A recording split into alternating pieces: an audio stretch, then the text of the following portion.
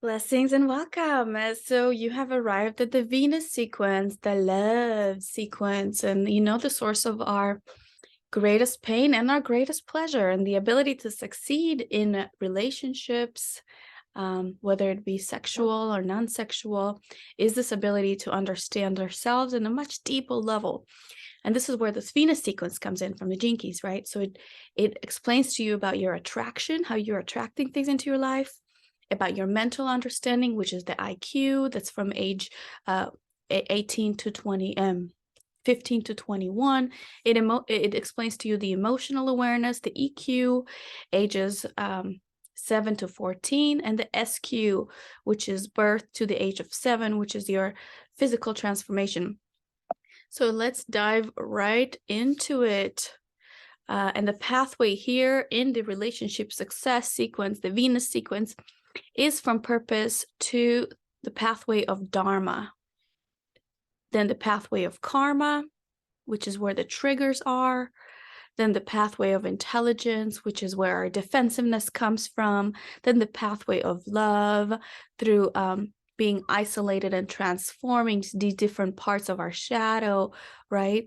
To be able to show up fully in relationships as the most loving self, to these higher levels of realizations that lead us to the core, which is our sphere of evolution. This is what we started with, our greatest gift, what we have received from our DNA sequence through our mother, our father, before birth, in the 9 months before birth.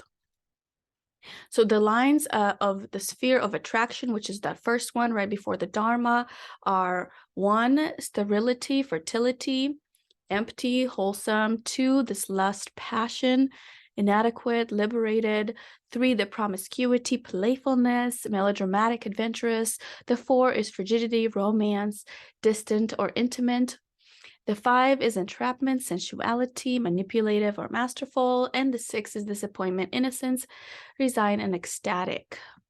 So the sphere of purpose starts first, right? And this is all about relationships. Now we'll visit the sphere of purpose as it lies in the root of the Venus sequence that all has to do with relationship transformation. So now we will train our contemplation on this new sphere in this new dimension, okay? So every relationship in our life brings the opportunity for deeper understanding of our own true purpose. Okay, so this is the reason why we get into relationships, is because they help us make love to our purpose, right? So this is a sentence to contemplate. Again, every relationship in your life brings you the opportunity to find a deeper relationship to your true purpose, right? If you look very deeply into this question, you'll see that at the core of the Venus sequence is your purpose, and the purpose that relationships serve in your life to help you realize your purpose. So we tend to see purpose of our relationship as a means to bring more happiness into our life, and this is a worthwhile and very unsustainable sentiment. However, sometimes we need to go deeper into ourselves to find the diamond. We need to consider where happiness really comes from. And is it something that is fulfilling, right? What is fulfillment? So now when we've done the activation sequence, purpose was the last sphere. We realize that our true purpose is not an external thing, right? It is the quality of our consciousness. So now you're invited to look at this sphere again, at the city, at the essence of this Gene Key of your purpose. Okay, this is the purpose of all your relationships, to exponentially enhance this quality in your life. Okay, so take a look at the city, the essence of this purpose, right? Ironically, it is when relationships become the most challenging that you have the greatest opportunity to transform this shadow pattern that is preventing your gift quality from emerging in your life. In such a beauty quality, it depends on nothing that is external or nothing that has to do with the other person, right? Because everything is deeply rooted from within. So I hope that this gives you some insight. So let's talk about being single. So many of us are not in sexually intimate relationships and may not have been for some time. So our dharma unravels mysteriously. and it has its own timing, bringing people in and out of our lives at certain times. So for those of us that are single, the Venus sequence is going to be slightly a different flavor, right? It asks us to place all our relationships at the center of our lives. The Venus sequence does. Our friendship, our family, the people that we come in daily contact with. So each relationship is precious and it's sacred, even the challenging ones. So as we move through this Venus sequence, as a single person, you can really see clearly how all your past relationship unfolded according to the patterns of your own wounding. And you can see deeply within your own heart and kindle that devotion inside yourself to transform.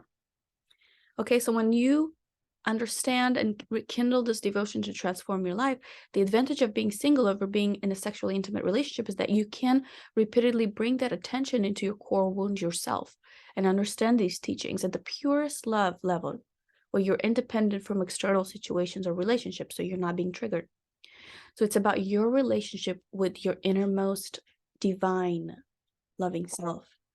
So if you feel yourself longing for an outer expression of this beloved, that is what every human wants, right? It's a very human feeling. But the outer form can also be a distraction away from the profound truth that's inside of you. So the ultimate price of the Venus sequence of life is the same for everyone. Whether you have a partner or you don't have a partner, is to ignite the limitless, unconditional love that's inside of you at the very core, right? It doesn't mean that you won't have longing on this journey. That's a normal thing.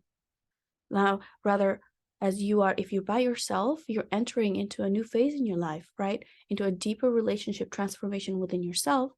And then you can let that ripple effect by what you attract. So one of the greatest questions explored in relationships is this issue of commitment. So it's easy to misunderstand the meaning of the true commitment, right?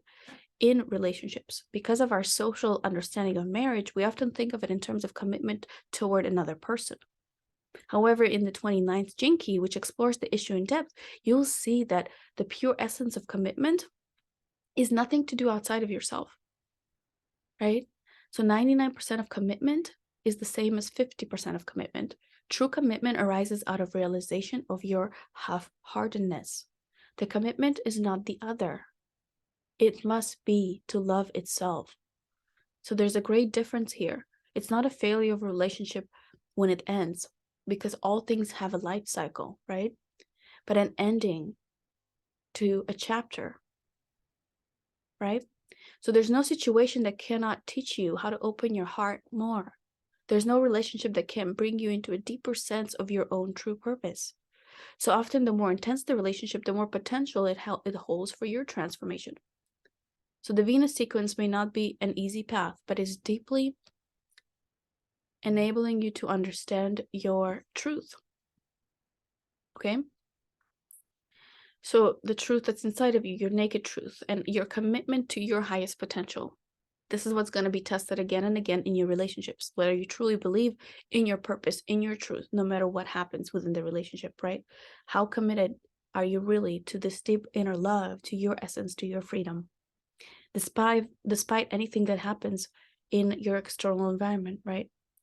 So it's normal when relationships come to a close. It just means that the moment has finished, that you've finished the lessons that you were meant to serve for each other. Okay, so if you're in a relationship where there's emotional abuse, it's different than being in a relationship where you both are transforming your lives. Okay, so emotional abuse has a lot of layers, right? So sometimes we are abusive toward ourselves, and then we see that projected in our relationship, usually through the aggression or different types of patterns. So remember, change begins with us. So it's important for us to understand that we are the ones to transform our life first, and then the change is going to be reflected in the external world. So all emotional conflict has value. At the highest level, it teaches us forgiveness. It can teach us how to create these healthy boundaries around our heart, right? Conflict causes us to teach how to return to love from non-love. So if you find yourself receiving the end of an emotional abusive pattern, your ability to love yourself and parent yourself can take a quantum leap. Such a leap can also lead to spontaneous healing, right? In the body, in the heart, in the relationship, although it may not be guaranteed. So the bottom line is that there must be enough self-awareness in both partners to take full responsibility for your emotions. Without this basis, any relationship will become toxic. If this applies to you, you'd be wise to end the relationship, to fix yourself first, to understand your emotion first. So in your relationships, you have to find a place of deep guidance in your own heart. Start trusting your inner authority, your type. This will always tell you what to do. If an emotional pattern becomes unbearable, it is always a good idea to seek the guidance of a professional, okay? And human design also explains who's emotional, who's not, who's getting triggered because they don't know how to process their emotions and why, right? So there's a delicate balance here in this Venus sequence to owning your true nature and being able to express these boundaries authentically, okay? So the first path is that pathway of Dharma, right? After we revisit the lines of attraction, we will talk about the Dharma.